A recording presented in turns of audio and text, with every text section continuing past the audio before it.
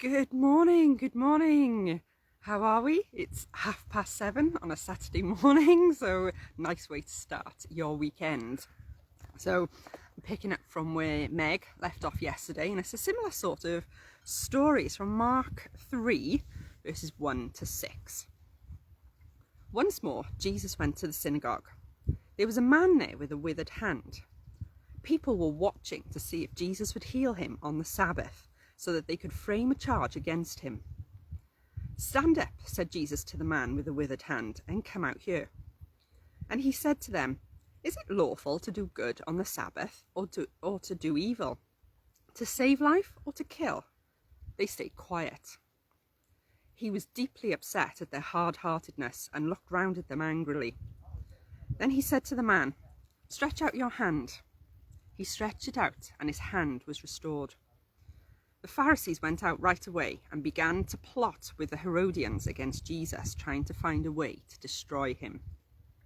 Now, we've talked about this before, haven't we? That the religious leaders were watching Jesus, constantly watching for him to, in their words, like slip up and do something wrong, because they really, really didn't like this man. He was doing things that went against what they thought was right for a Jew to do. And you saw yesterday he broke the rules of the Sabbath, and again today that's exactly what he's doing again. But you know, like Meg said yesterday, it said that Sabbath was made for man, not man for the Sabbath. He was there for us to give us a day of rest. And like Jesus says here, he says, is it lawful to do good on the Sabbath? He healed this man. Yesterday he fed people, and it's like, should he not do that? Because it goes against the laws that the religious leaders have made for the Sabbath, not the rules that God made. God gave us the day to rest.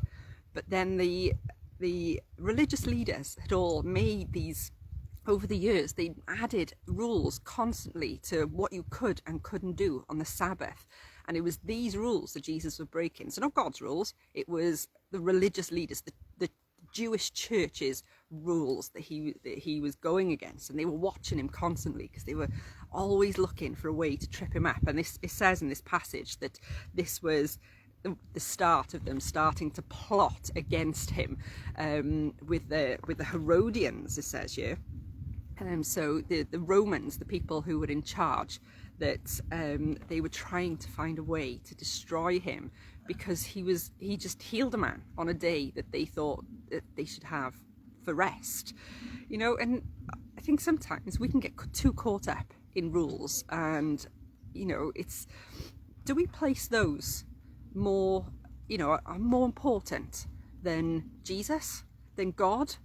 And I think the church is quite known for it, make up all these rules, and people think that there are all these rules around church, and at the end of the day what it should be is about Jesus. It should be Jesus centered.